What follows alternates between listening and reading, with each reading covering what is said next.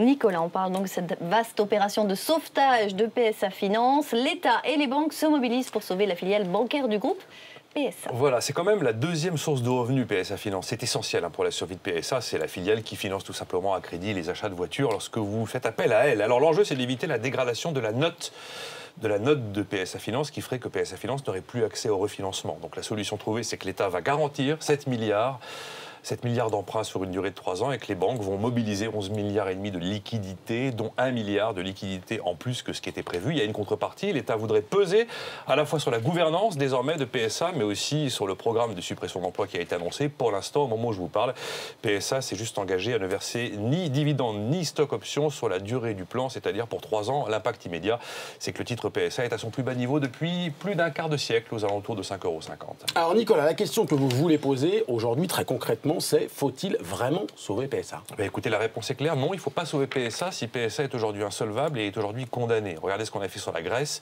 on a sauvé la Grèce, c'est un échec fiasco absolu. Oui, il faut sauver PSA si PSA ne connaît qu'un problème de liquidité et pas de solvabilité, et si ça n'est qu'un problème de cycle avec des chances de rebond. On l'a fait pour Alstom, on a bien fait de le faire parce qu'Alstom aujourd'hui est dans les leaders mondiaux. Mais je pose cette question parce que c'est une question qui dérange, parce que c'est une question interdite, comme beaucoup de questions interdites, par exemple sur les gaz de schiste, par exemple sur la solvabilité de notre pays, par exemple sur le statut d'emploi à vie des fonctionnaires, par exemple sur l'opportunité des fonds de pension ou de la retraite par capitalisation, par exemple sur le fait que la cause congénitale de nos retards de compétitivité, c'est bien l'arrivée de l'euro. Et je pose cette question interdite, car toutes ces questions interdites et cette politique du déni fait qu'on refuse de voir les problèmes et que lorsque les problèmes se confirment, on est absolument sans réponse, on est sec comme des bâtons de vanille pour trouver des solutions.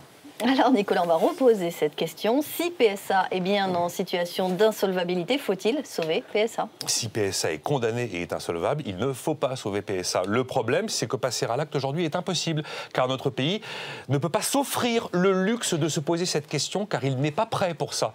Car nous ne sommes pas prêts à mobiliser du financement privé pour financer autre chose. Car nous ne sommes pas prêts à recaser des salariés de PSA qui n'ont pas été formés pour faire autre chose. Car les trous des comptes sociaux ne nous permettent pas, tout d'un coup, de supporter l'arrivée de dizaines de milliers de nouveaux chômeurs. Car automatiquement, l'abaissement de la note de dette de PSA rejaillirait sur l'abaissement de la dette souveraine de la France. Et car depuis 30 ans, tout simplement, nous n'avons jamais eu la stratégie du coup d'après ou comment faire pour que l'État se désengage. Les Américains ont nationalisé General Motors pour sauver General Motors. Mais quelle était la stratégie derrière? Obligation d'investir, obligation d'innover, obligation de fermer les sites inutiles. On voit évidemment que la stratégie de la France est totalement différente. On essaye de sauver du vieux, faute de réussir à faire du neuf. Et comme toujours, on achète du temps pour préserver le passé.